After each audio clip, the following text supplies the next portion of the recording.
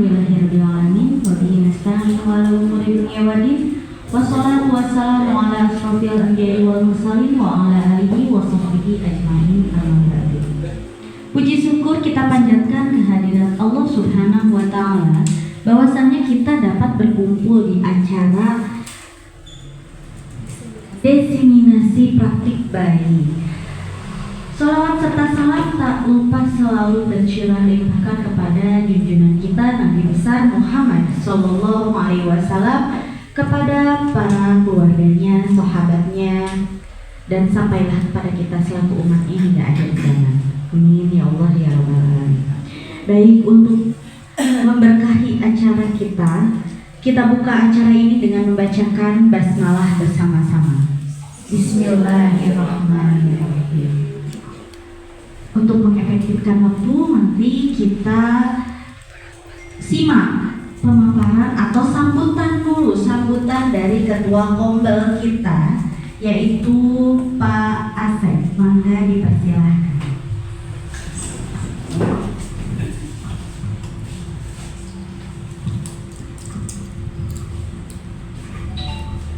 Baik, bismillahirrahmanirrahim. Assalamualaikum warahmatullahi wabarakatuh. Alhamdulillahirabbil alamin. Allahumma shalli ala Muhammad wa ala ali Muhammad kama shallaita ala Ibrahim wa ala ali Ibrahim wa barik ala Muhammad wa ala ali Muhammad kama barakta ala Ibrahim wa ala ali Ibrahim fil alamin innaka Hamidum Majid. Baik, ibu-ibu semua, bapak-bapaknya tidak ada. Yang pertama, untuk efektif waktu yang ingin saya sampaikan terkait komunitas belajar. Jadi sebagai pemenuhan legalitas komunitas belajar sekolah, nanti mohon izin saya buatkan SK, kemudian struktur organisasi, tujuan dan lini masa kegiatan 1 tahun ajaran berarti ya.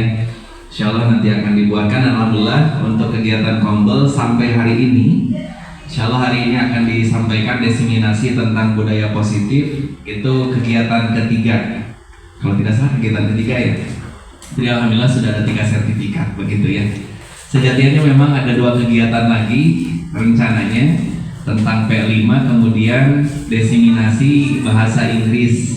Mudah-mudahan kedepannya untuk bahasa Inggris dan diseminasi P5 juga bisa diadakan gitu untuk penguatan sekolah kita. Karena jargon komunitas belajar itu 3, dari kita, oleh kita, dan untuk kita. Artinya inisiatif kegiatan termasuk menentukan kebutuhan materi yang akan diselenggarakan dalam kombel itu kita yang menentukan. Oleh kita berarti pesertanya kita, pengisinya juga kita begitu.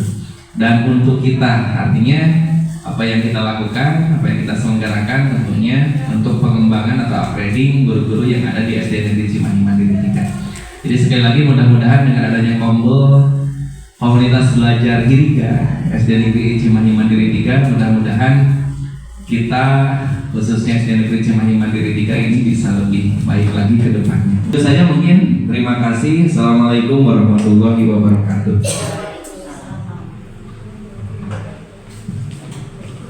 Ya, terima kasih Pak Asep atas informasinya. Baik, Ibu Bapak guru hebat, mari kita simak pemaparan dari Bu Erna mengenai diseminasi praktik baik budaya positif. Apa sih itu budaya positif? Mari kita simak pemaparan dari Bu Erna Yuliana Esther. Dipersilakan Ibu. Ya, baik. Sebelumnya mohon izin saya sambil berdiri ya Ibu dan Bapak. Sebelumnya saya ucapkan terima kasih yang sebesar-besarnya kepada Bapak Ibu guru hebat karena sudah bersedia hadir di ruangan ini pada siang hari ini. Semoga langkah Ibu dan Bapak ini menjadi amal soleh untuk kita semua ya. Baik Ibu dan Bapak, saya di sini hari ini berdiri di depan Ibu dan Bapak itu bukan berarti saya itu lebih hebat dari Ibu dan Bapak, bukan berarti juga saya itu lebih pintar dari Ibu dan Bapak, tapi saya mendapatkan amanah ya, amanah begitu ya, bahwa saya harus menyampaikan materi terkait budaya positif yang saya dapatkan dari program pendidikan guru penggerak. Ibu dan Bapak, kenapa budaya positif ini penting? Karena budaya positif ini akan menciptakan lingkungan yang aman,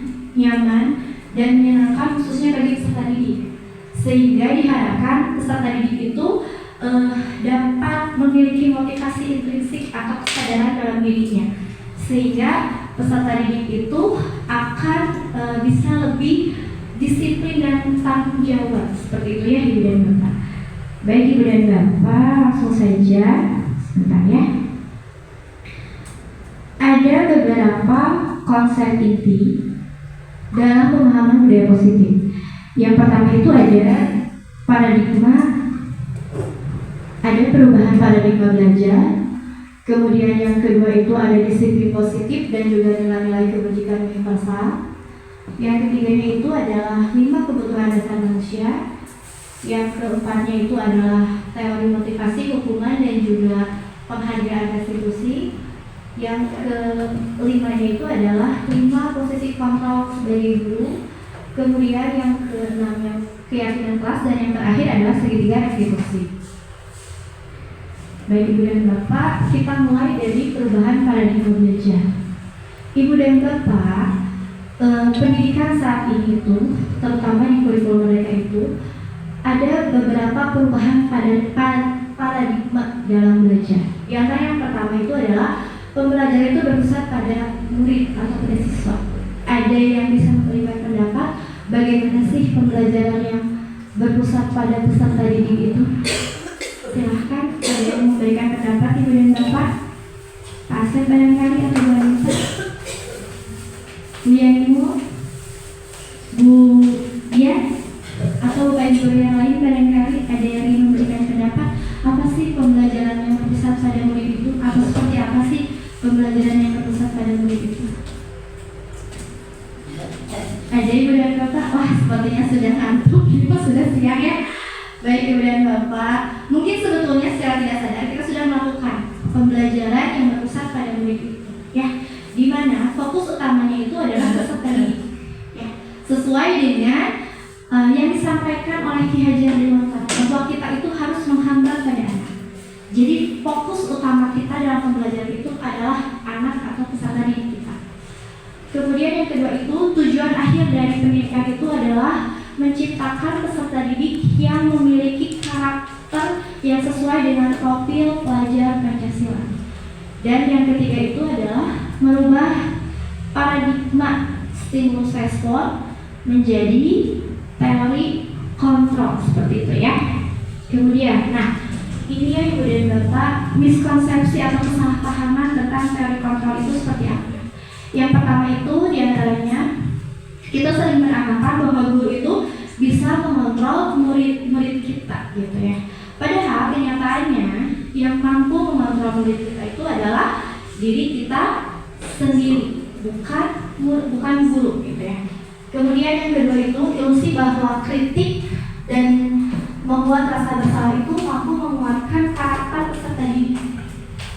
Kenyataannya membuat rasa bersalah atau kritik itu justru membuat peserta didik itu merasa gagal, sehingga peserta didik itu merasa tidak percaya diri. Kemudian yang ketiga itu ilusi bahwa orang dewasa itu berhak memaksa, ya. Kenyataannya bahwa setiap anak itu berhak menentukan pilihannya, ya. Kemudian yang terakhir itu ilusi bahwa semua penguatan positif itu efektif dan bermanfaat. Kenyataannya tidak selalu, ya. Kadang kalau kita selalu memberikan penguatan positif seperti bujukan, itu cenderung akan membuat anak itu menjadi tidak mandiri, akan selalu bergantung kepada gurunya, ya. Seperti itu Ibu dan Bapak. Nah, di sini juga bisa terlihat perbedaan antara paradigma stimulus respon dengan teori kontrol. Yang pertama itu, pada stimulus respon beranggapan bahwa kita itu mencoba mengubah orang agar berpandangan sama dengan kita. Sementara dalam teori kontrol itu bahwa kita itu berusaha memahami pandangan orang lain tentang dunia, begitu ya. Kemudian yang keduanya, menurut stimulus respon itu, perilaku buruk itu dilihat sebagai suatu kesalahan. Sementara pada teori kontrol itu, semua perilaku itu pasti memiliki tujuan dan juga alasan. Kemudian yang ketiga itu, orang lain bisa mengontrol saya menurut stimulus respon. Tetapi menurut teori kontrol itu, yang bisa mengontrol diri kita adalah diri kita sendiri, ya. Kemudian yang keempat, pemaksaan itu ada pada saat bujukan itu gagal. Jadi ketika kita tidak bisa mengendalikan anak itu dengan bujukan, maka akan dengan paksaan, karena itu semua tidak betul, ya, Ibu dan Bapak. Kemudian menurut teori kontrol itu bahwa kolaborasi atau kerjasama itu dapat menciptakan pilihan-pilihan baru. Dan yang terakhir itu, model berpikir dalam stimulus respon itu adalah adanya yang menang dan kalah. Sementara pada teori kontrol itu tidak ada yang kalah, tetapi harus menang dan menang. Seperti itu, Ibu dan Bapak, ya. Kemudian ini disiplin positif dan nilai kebajikan universal. Apa yang ada di benak Ibu dan Bapak ketika mendengar kata disiplin? Apa ya kira-kira? Ibu Dewi, apa ya disiplin ya? Disiplin menurut saya berarti seseorang itu melaksanakan aturan yang telah disepakati. Baik, terima kasih Ibu Dewi. Baik, terima kasih jawabannya yang sangat luar biasa, ya. Berarti mendengar kata disiplin itu identik dengan aturan, sepertinya seperti itu. Mari kita lihat apa sih sebetulnya disiplin itu. Disiplin itu berasal dari bahasa Latin yang artinya belajar, ya. Di mana disiplin itu mengacu pada menunjukkan kesadaran diri pada peserta diri agar mereka memiliki tanggung jawab terhadap tindakan yang dilakukan berdasarkan nilai-nilai yang mereka yakini. Nah, contohnya seperti ini. Ketika anak-anak itu melakukan sebuah tindakan, diharapkan anak-anak itu melakukan tindakan tersebut itu karena kesadaran dalam dirinya, bukan karena anak tersebut takut dengan hukuman, atau bukan juga anak tersebut takut dengan ingin mendapatkan penghargaan. Nah, itu yang disebut dengan disiplin positif. Disiplin positif ini merupakan cara penerapan disiplin yang bertujuan untuk menuntun kesadaran serta memberdayakan peserta didik tanpa imbalan, tanpa penghargaan, tanpa ancaman, atau tanpa hukuman, ya. Dan tugas kita sebagai pendidik itu harus menciptakan peserta didik yang memiliki disiplin diri sehingga mereka itu bisa berperilaku dengan mengacu pada nilai-nilai kebajikan universal. Nah, apa sih nilai-nilai kebajikan universal itu, Ibu dan Bapak? Baik, nilai-nilai kebajikan universal itu adalah nilai yang disepakati bersama-sama, terlepas dari suku bangsa, agama, bahasa, maupun latar belakangnya. Nah, nilai-nilai kebajikan ini juga bisa disebut sifat-sifat yang positif, yang merupakan tujuan yang ingin dicapai oleh setiap individu. Nah, di sini ada beberapa contoh nilai-nilai kebajikan sesuai institusi atau organisasi. Yang pertama, sesuai profil pelajar Pancasila ada 6 dimensi nilai kebajikan. Yang pertama itu adalah beriman dan bertakwa dan juga berakhlak mulia. Kemudian yang keduanya itu adalah kebinekaan global. Kemudian yang ketiganya gotong royong, keempat mandiri, kelima kreatif, dan yang terakhir adalah berdalam. Sedangkan menurut Ibu Primarius, nilai-nilai kebajikan universal itu diantaranya adalah toleransi, kemudian rasa hormat atau saling menghormati, kemudian integritas, mandiri, saling menghargai, empati, dan lain sebagainya. Kemudian untuk keterampilan hidup, nilai-nilai kebajikannya apa saja? Yang pertama itu ada lurus hati, kemudian menjadi pendengar yang aktif, kemudian tidak merendahkan orang lain dan memberikan yang terbaik yang kita bisa, seperti itu, ya, Ibu dan Bapak. Nah, kemudian Ibu dan Bapak, ada 2 motivasi perilaku manusia. Yang pertama itu adalah motivasi ekstrinsik dan yang kedua adalah motivasi intrinsik. Apa sih motivasi ekstrinsik? Motivasi eksklusif itu adalah motivasi yang muncul dari luar individu, seperti misalkan dari orang tua, dari teman, atau dari rekan atau sahabat mungkin. Kemudian sedangkan motivasi intrinsik itu adalah motivasi yang datang dari dalam dirinya sendiri, ya. Nah, biasanya alasan setiap individu melakukan motivasi intrinsik atau tumbuhnya motivasi intrinsik itu biasanya karena takut akan hukuman atau hanya ingin mendapatkan penghargaan. Sementara motivasi intrinsik itu biasanya menjadi orang yang mereka inginkan dan menghargai diri mereka sendiri sesuai dengan nilai-nilai yang mereka percaya. Nah, Ibu dan Bapak, kemudian poin selanjutnya yaitu tentang kebutuhan dasar manusia. Kebutuhan dasar manusia itu adalah segala sesuatu yang kita lakukan untuk mendapatkan apa yang kita inginkan. Nah, ada 5 kebutuhan dasar manusia itu. Yang pertama adalah kebutuhan bertahan hidup. Contohnya itu seperti makanan, tempat tinggal, pakaian, dan lain sebagainya. Kemudian yang kedua itu adalah kebutuhan kasih sayang. Contohnya apa? Merasa diterima, merasa saling menghargai, gitu ya. Kemudian yang ketiga itu kebutuhan dasar penguasaan. Penguasaan itu contohnya merasa didengar, merasa dihargai, seperti itu ya. Kemudian yang keempatnya adalah kebutuhan dasar kebebasan. Contohnya seperti apa? Seperti misalkan mandiri, kemudian memiliki pilihan, boleh menentukan pilihan, seperti itu ya. Kemudian yang terakhir adalah kesenangan. Kesenangan itu contohnya bermain, kemudian tertawa, dan lain sebagainya.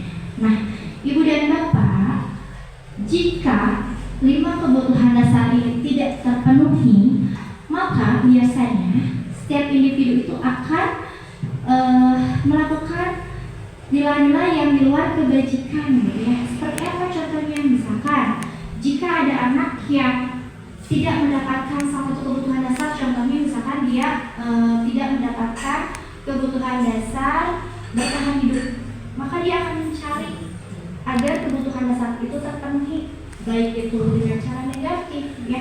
Makanya kebutuhan dasar ini harus bisa terpenuhi. Nah, seseorang yang tidak bisa mendapatkan kebutuhannya dengan cara yang positif, mereka itu bisa melanggar keyakinan atau melakukan hal-hal yang tidak sesuai dengan nilai-nilai kebajikan. Nah, di sini ada contoh kasus.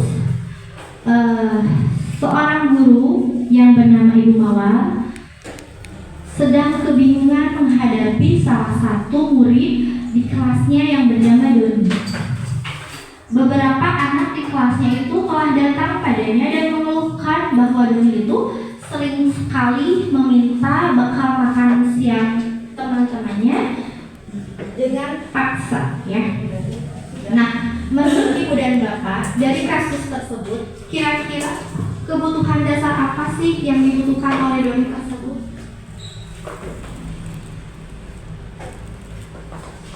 Apa ya kira-kira ya? Kebutuhan dasar bertahan hidup kah? Atau kebutuhan dasar penguasaan kah? Atau kebutuhan dasar kasih sayang kah? Atau kebutuhan dasar yang lainnya? Kira-kira menurut Ibu dan Bapak, kebutuhan dasar apa yang belum terpenuhi? Makan, betul. Makan itu termasuk kebutuhan dasar apa? Bu Handayani ya tadi ya? Bertahan hidup, betul, bertahan hidup. Kemudian ada contoh kasus lagi. Ada seorang anak kelas 3 SD yang bernama Dinda. Dia itu begitu tiba di rumahnya, dia langsung menangis dan mengadu pada ibunya bahwa dia itu benci pada gurunya. Nah, menurut Ibu dan Bapak, kebutuhan dasar yang diperlukan Rani itu apa sih? Kira-kira apa ya? Dia menangis ngeluh sama ibunya setelah sekolah karena dia benci sama ibunya, sama ibunya.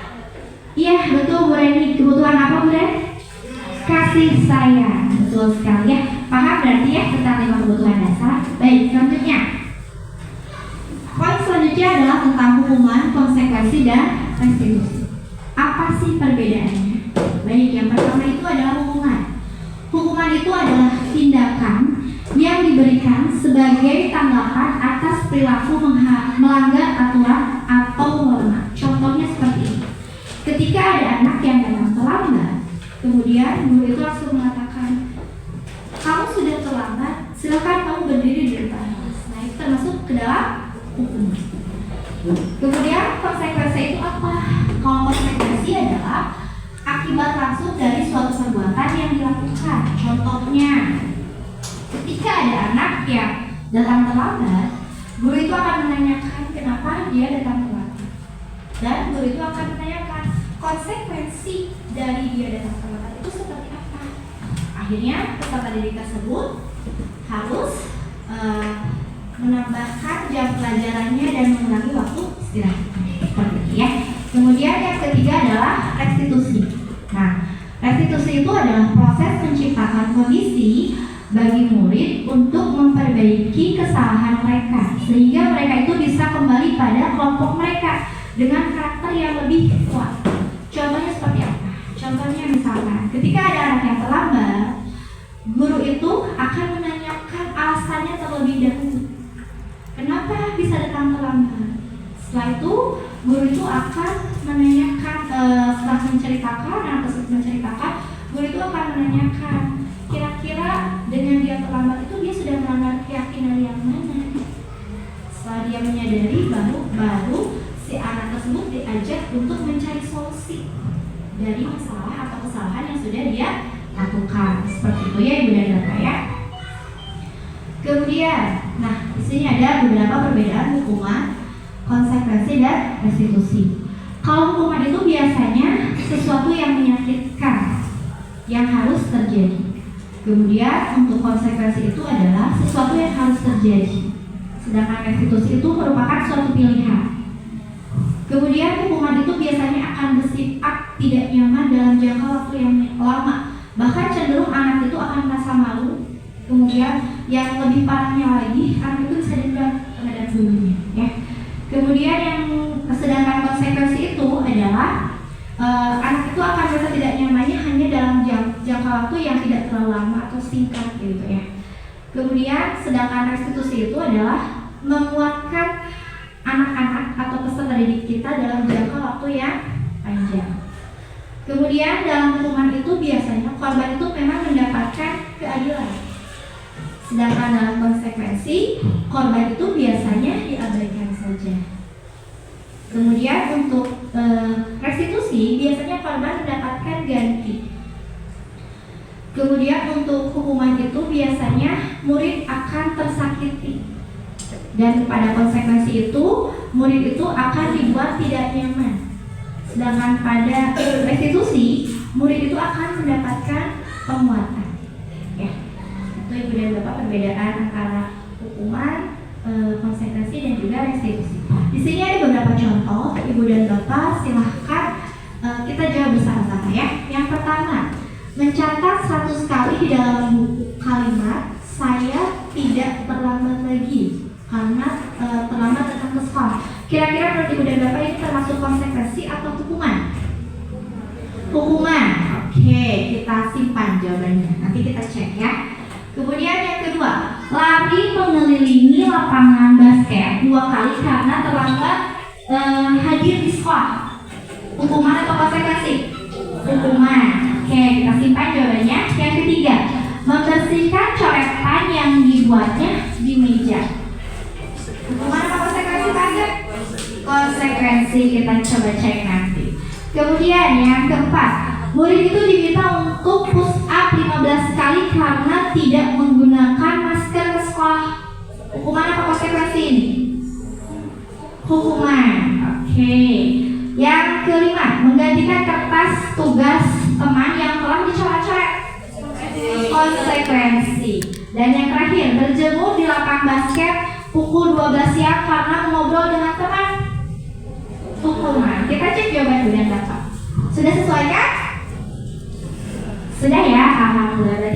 sudah paham ya, apa itu hukuman, apa itu konsekuensi, dan apa itu restitusi. Selanjutnya, 5 posisi kontrol guru. Ada 5 posisi kontrol guru itu. Yang pertama adalah sebagai penghukum, sebagai pembuat rasa bersalah, sebagai teman, sebagai pemantau, atau sebagai manajer. Kita lihat apa perbedaan dari kelima posisi tersebut. Yang pertama, sebagai penghukum.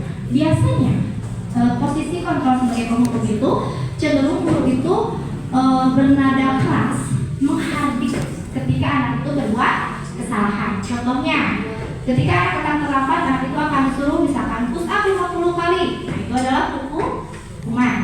Kemudian pembuat rasa bersalah, tersangka.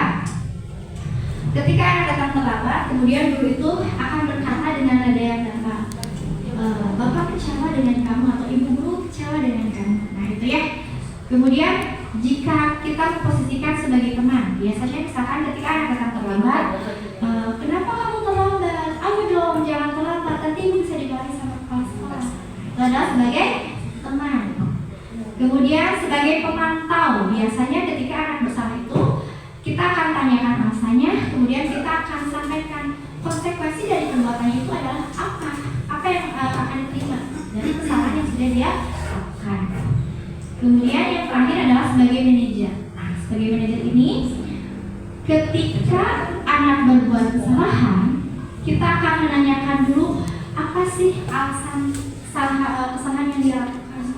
Kemudian kita akan membantu anak-anak itu untuk memperbaiki kesalahannya. Seperti itu ya Ibu dan Bapak. Nah, menurut Ibu dan Bapak, posisi kontrol yang mana nih yang sebaiknya kita terapkan sebagai guru? Apakah sebagai penghukum?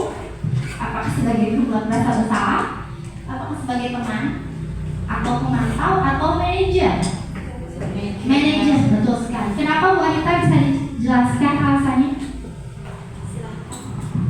Di sana contoh posisi kontrol guru sebagai manajer. Jadi sebagai guru kita harus memberikan apa sih kesalahan kamu, di mana kesalahan kamu. Nah, di situ kan apa fungsi manajer itu seperti itu. Jadi harus anak harus tahu dulu kesalahannya apa, baru kita kasih tahu bagaimana cara memperbaiki kesalahan yang telah anak tersebut perbuat, seperti itu. Ya, baik, luar biasa sekali ya Ibu Dewi jawabannya, tepat sekali. Jadi kenapa sebagai manajer? Karena kita itu harus tahu dulu alasan anak tersebut berbuat kesalahan itu karena apa. Tidak bisa kita langsung menghukum, ya tidak seperti itu. Baik Ibu dan Bapak, kemudian yang selanjutnya adalah di sini. Di sini ada beberapa kalimat. Apakah termasuk posisi kontrol yang mana, gitu ya? Yang pertama, saya kecewa sekali dengan kamu. Kira-kira ini termasuk apa? Penghukum, pembuat rasa bersalah, teman, pemantau, atau manajer? Membuat orang merasa bersalah. Nanti kita cek jawabannya. Kemudian yang kedua, kamu tidak pernah benar melakukannya. Kira-kira ini sebagai apa? Penghukum atau manajer ya? Manajer maksudnya, pemantau, atau dari teman, atau sebagai pembuat rasa bersalah. Kamu tidak pernah benar melakukannya. Apa tuh kira-kira?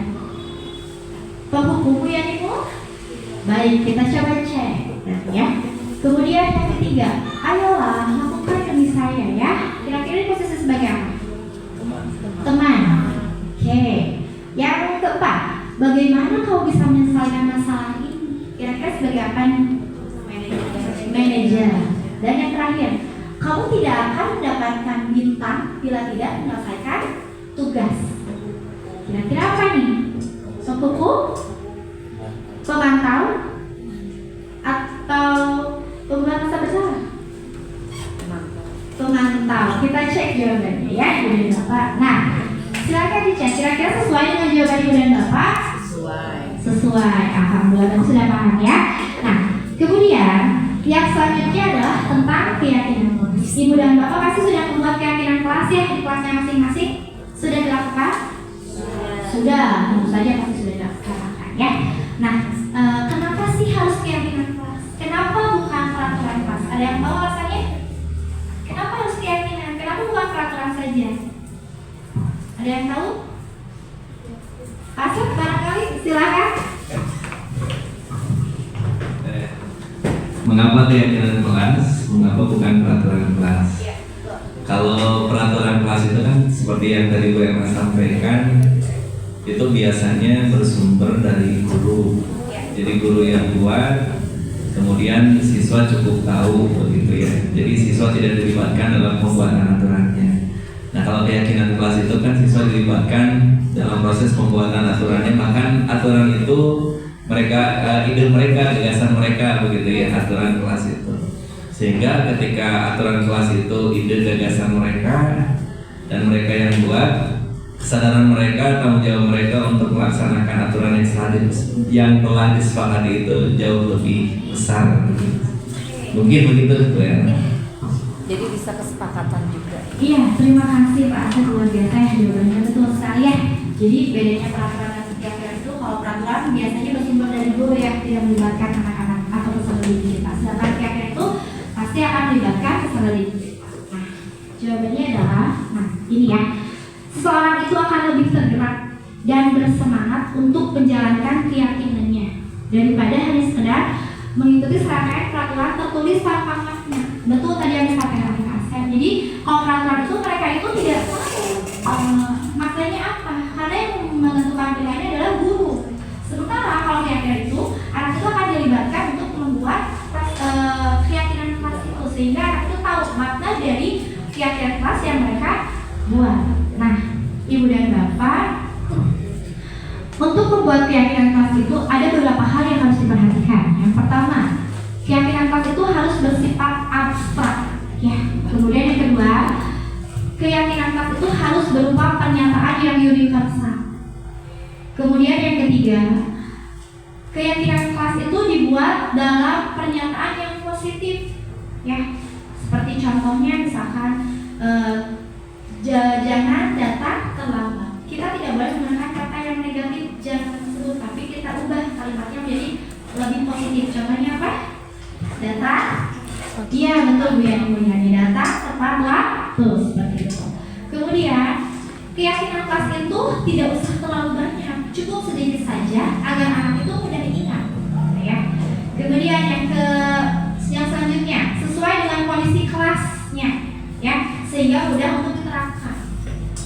Karena setiap kelas itu pasti kondisinya berbeda-beda dan pasti keyakinan kelasnya pun akan berbeda-beda meskipun mungkin ada beberapa yang sama.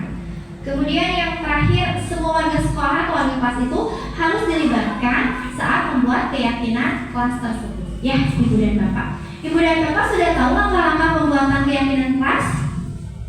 Sudah tahu tidak? Tahapannya seperti apa? Baik, saya jelaskan sedikit ya. Saya akan berbagi pengalaman juga ilmu yang saya dapatkan dari program guru program ini, bahwa dalam membuat keyakinan kelas itu kita harus membuat aturan-aturan dulu. Jadi si anak itu diajak untuk menuliskan aturan-aturan yang mereka akan sepakati, akan mereka lakukan di kelas yang akan mereka ampuh gitu ya. Kemudian setelah mereka membuat peraturan, kita tampung dulu semua pendapat dari peserta didik tersebut. Setelah itu baru kita ubah si peraturan itu menjadi kalimat yang lebih positif. Setelah itu baru kita tanyakan nilai kebajikan apa sih yang ada pada kalimat positif tersebut. Sebagai contoh seperti ini, anak misalkan menuliskan peraturan kelasnya tidak boleh ngobrol saat guru sedang menerangkan. Itu kalimatnya masih negatif ya. Kita ubah nih menjadi kalimat yang lebih positif. Berarti harus bagaimana?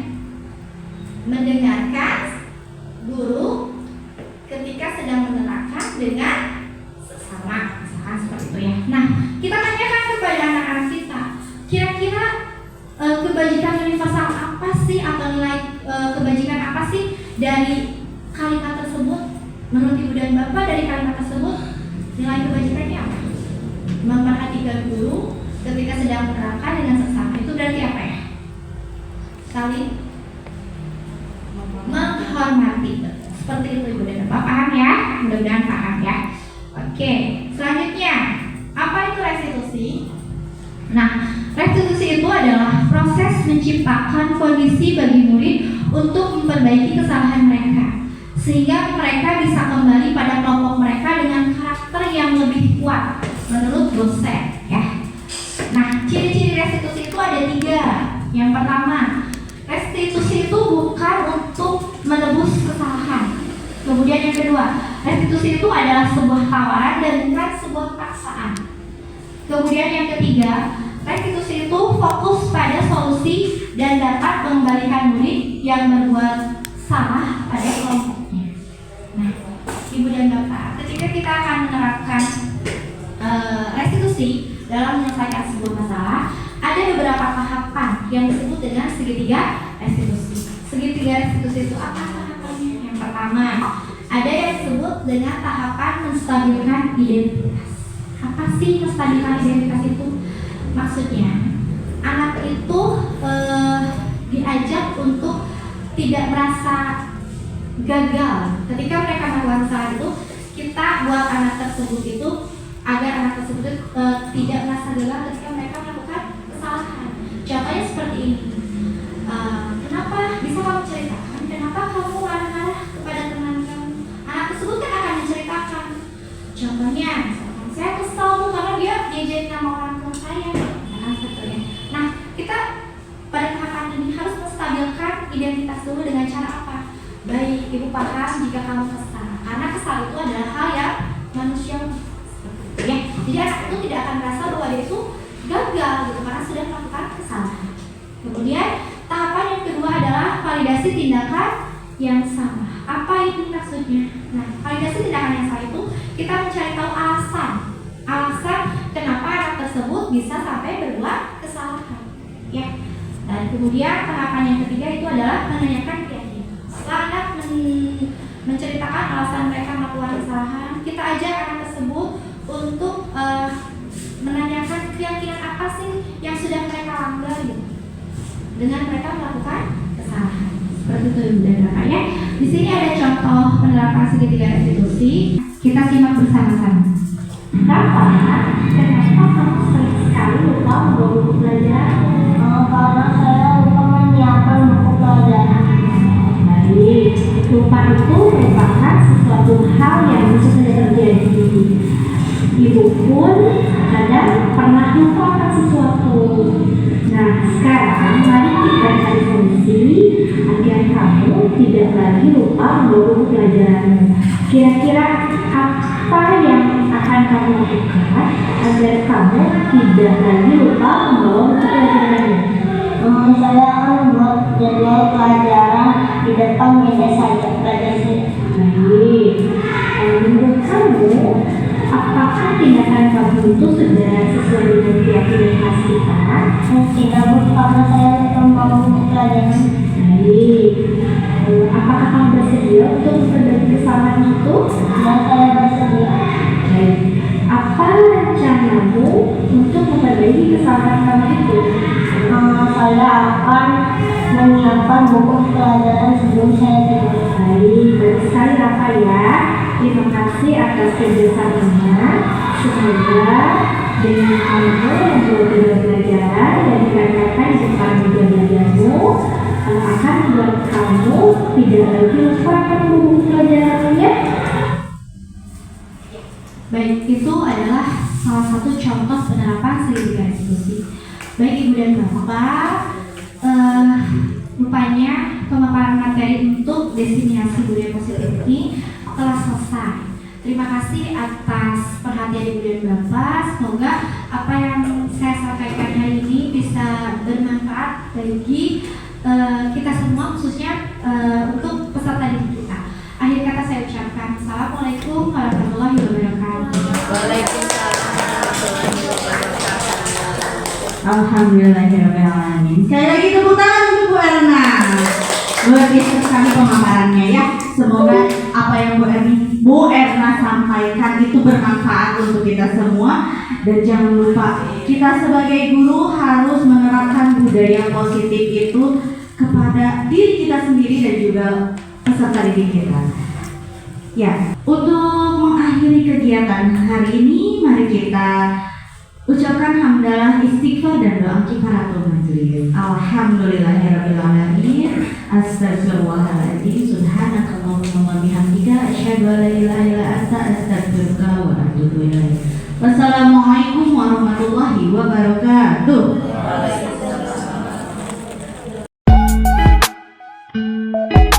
Oke, baik anak-anak, hari ini kita akan membuat keyakinan kelas. Nah, untuk apa keyakinan kelas? Keyakinan kelas itu dibuat agar kita apa? Yakin, nyaman belajarnya di kelas. Kemudian keyakinan kelas itu adalah merupakan kesepakatan yang akan kita tetapkan di kelas kita. Ya, sebelumnya kita akan menuliskan peraturan-peraturan yang ada di kelas kita itu yang akan kita sepakati bersama. Siap ya? Siap. Ibu akan membagikan kertas kepada kalian semua ya.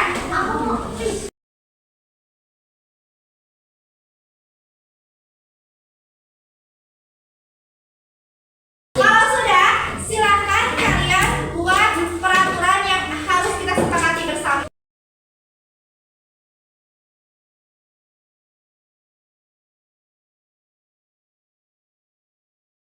Sudah, silakan peraturan yang tadi kalian tuliskan tempel di papan tulis di sini saja. Silakan, boleh.